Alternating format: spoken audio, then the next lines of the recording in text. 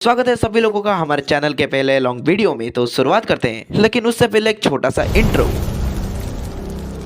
सभी को पता है कि पोकेमॉन्स काफी ज्यादा अमेजिंग है और साथ साथ पोकेमॉन वर्ल्ड काफी ज्यादा मिस्टीरियस और रहस्यमय भी है और ये दुनिया काफी ज्यादा रहस्यों और एक्साइटिंग से भरा हुआ है। आपने कभी ना कभी सोचा ही होगा कि पोकेमॉन वर्ल्ड में ऐसे कौन से पोकेमॉन है जो सिर्फ एक ही है। नहीं सोचा तो सोच लो। तो इस चीज का पहला पोकेमॉन है म्यू पोकेमॉन और ये काफी ज्यादा क्यूट और मिस्टीरियस पोकेमॉन तो है ही, साथ ही साथ ये हर एक मूवी में अपीयर होता रहता है और ये क्यूट सा पोकेमॉन हमेशा कुछ ना कुछ पोकेमॉन मूवी या एपिसोड में ये फीचर करता रहता है। और ये लेटेस्ट गलार रीजन के आखिरी एपिसोड गो ने जब म्यूटू को अपने हाथ में बैठा दिया था, वो भी सिर्फ इकलौता म्यू था जो हमें पोकेमॉन फर्स्ट मूवी में दिखाया गया था। और हम सबको पता ही होगा कि म्यू सारे पोकेमॉन का एंसेस्टर है, यानी सारे पोकेमॉन पहले म्यू थे, देन वो इवॉल्व होने के बाद काफी सारे डिफरेंट पोकेमॉन्स भी बने। और हमारे गूगल भी यही कहते हैं कि पोकेमॉन दुनिया में म्यू सिर्फ इकलौता है। उसके बाद इस लिस्ट के दूसरे पोकेमॉन की बात करें तो ये आर्सियस पोकेमॉन और यूनिवर्स के शुरुआत में सिर्फ एक ही अंडा आया था, उसमें से आर्सियस निकला था। उसके बाद उसने सारे दुनिया को अपने हजारों हाथों से बनाए और उसके वजह से इसे पोकेमॉन दुनिया में गॉड माना जाता है, गॉड बिडूप और लेजेंड माजिकार्प के बाद। उसके बाद इसने ह्यूमैनिटी के हेल्प करने के लिए लेक ट्रियो और टाइम और स्पेस को कंट्रोल करने के लिए डियाल्गा और पार्किया के साथ साथ डार्क डिमेंशन के लिए गिराटिना को बनाया। लेकिन डियाल्गा और पार्किया हमेशा झगड़ते रहते हैं अपने काम चोरी के लिए और इसीलिए शायद से आर्केस ने गिराटिना को बनाया होगा। इन दोनों के फाइट के चक्कर में एक बार डार्क क्राई भी पिस गया था। तो तुम इन दोनों से संभाल के रहना हो। तुम क्या सोचते हो मुझे कमेंट में ही बता के जाना। काम चोरी को साइड रख के ये तीनों ही एक लोटे पोकेमॉन है पूरे पोकेमॉन और इनमें से सबसे रेयरेस्ट है गिराटिना, क्योंकि ये अपने शेप को चेंज कर सकता है, यानी ओरिजिन फॉर्म में। और अभी तक हमें ओरिजिन फॉर्म हमें एनीमे में दिखाया नहीं गया डियाल्गा और पार्किया के लिए। और आर्केस के उसके बाद लेक ट्रियो का डिपार्टमेंट कुछ काम धंधा तो है नहीं। तो मुझे सिंगल बात बताओ कि इन लोगों ने क्या काम किया, कुछ। लेकिन फिर भी यूक्सी, मेस्प्रिट और अजल तीनों ही इकलौते पोकेमॉन है पूरे पोकेमॉन वर्ल्ड में। उसके बाद है बड़ा सा एलियन प्राणी जाइगेंटामैक्स एक्टिनेटस पोकेमॉन।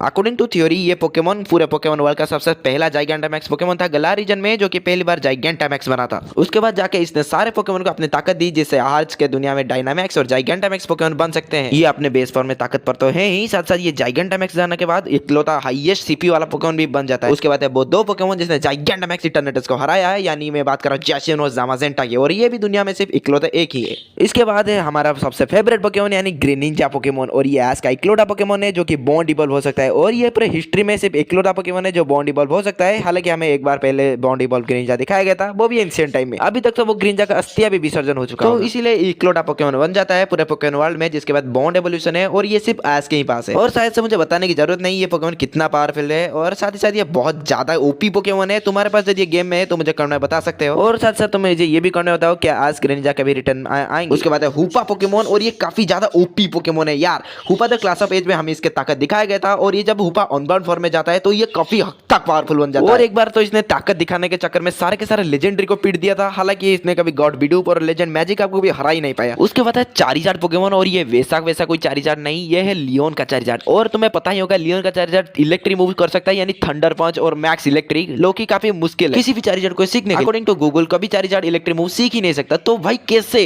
और तुम मुझे उसके बाद कहोगे कि एलन का चारिजार्ड भी इलेक्ट्रिक मूव कर सकता था, लेकिन मैं क्या फायदा भाई, वो एक सेकंड में पीट गया लियोन के चारिजार्ड। उसके बाद इसका मिथिकल पोकेमॉन यानी मेल मेटल पोकेमॉन, और ये काफी ज्यादा ओपी पोकेमॉन तो है ही, और हम सभी को पता ही होगा सारे के सारे मिल्टन जब एक साथ मिल जाते हैं सभी वो मिल मेटल पोकेमॉन बनते हैं। और मिल मेटल बनने के बाद इसका ताकत इतना ज्यादा बढ़ जाता है कि तुम मुझे पूछो ही मत। और ये काफी ज्यादा पावरफुल पोकेमॉन, और जो तुम पोकेमॉन गो खेलते हो तो तुम्हें पता ही होगा। उसके बाद इसके जैसा थोड़ा थोड़ा पोकेमॉन यानी जाइग्रेड पोकेमॉन, और हम सभी को पता है कि सारे के सारे जाइग्रेड कब जब एक साथ मिल जाते हैं तभी वो जाइग्रेड पोकेमॉन बन जाता है। और इसका 10%, 50% और 100% पावर तो पूछो ही मत, काफी ज्यादा पावरफुल पोकेमॉन है यार। और आने वाले टाइम में इसको मेगा एवोल्यूशन भी मिलने वाला है, जो काफी एक्साइटेड हूं मैं। तो तुम मुझे करना बताओ तुम हो कि नहीं। तो इतना ही था यार, और मैं जब कुछ पोकेमॉन छोड़ गया तो तुम मुझे करना बता सकते हो। और again thank you for 2000 subscriber. तो वीडियो कैसी लगी तुम मुझे करना बता सकते हो, अच्छी लगी या बुरी लगी तब भी तुम मुझे बताओ। तब तक के लिए bye bye, tata, see you.